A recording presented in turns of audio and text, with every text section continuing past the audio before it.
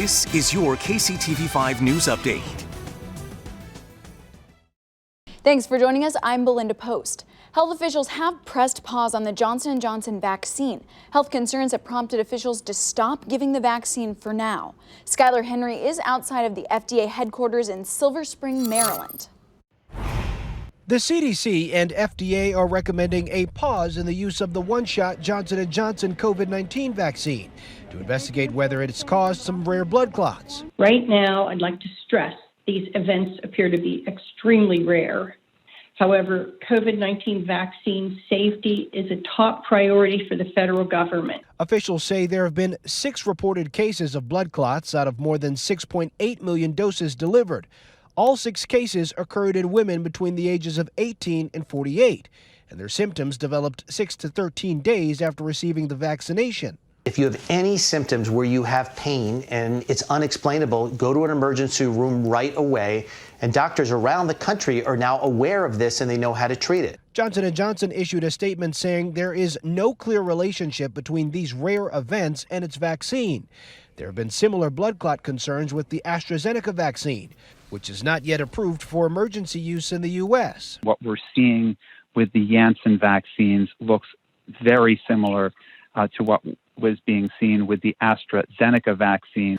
White House officials held a conference call with governors this morning to discuss what states should do while the FDA and the CDC review the Johnson & Johnson vaccine. States were already getting fewer J&J doses than expected this week following problems at a Baltimore manufacturing plant. Even with uneven supply from Johnson & Johnson, we are distributing vaccine supply to vaccinate well more than 3 million people per day. Still, governors are concerned supplies will be limited and that today's news will cause more people to not get vaccinated when it's their turn.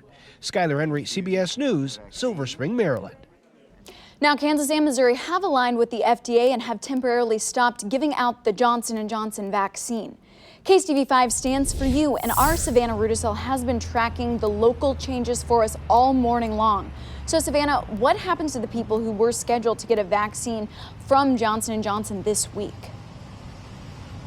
Well, Belinda, if people had an appointment for the Johnson & Johnson vaccine anytime this week, they're likely going to get a call from their pharmacist or healthcare provider. And that's what's happening right now here inside Price Choppers, as well as Hy-Vee's, Hen Houses, Sunfresh markets all across the metro.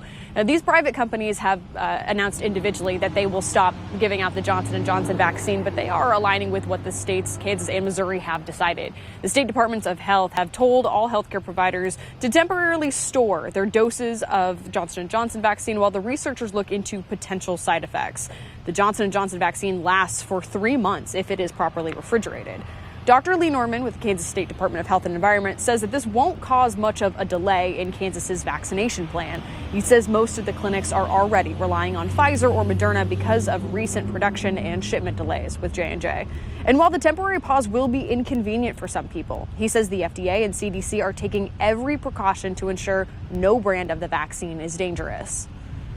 This J&J thing may be a speed bump that is going to cause us problems in terms of supply chain ultimately, but it shouldn't cause any hesitation in terms of the existing other 2 products that are out there.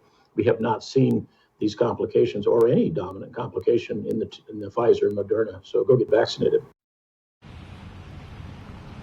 We've just learned here within the last half hour that the Kansas City VA was supposed to give out the Johnson & Johnson shot today, but instead today's patients will receive the Pfizer vaccine. We'll have much more on what this temporary pause means for vaccinations across the metro coming up tonight at 4, 5, and 6. Reporting live in Roland Park, Savannah Rudisell, KCTV5 News. Thank you so much, Savannah, for keeping us up to date on that. Now, remember, we've been on top of this story all day long, and we will give you updates through our KCTV5 News app. Remember, it is free to download.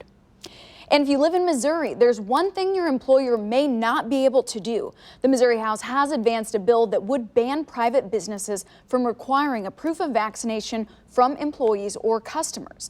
The bill goes a step further, banning proof of any vaccination. We'll keep you updated as the bill moves through the state capitol.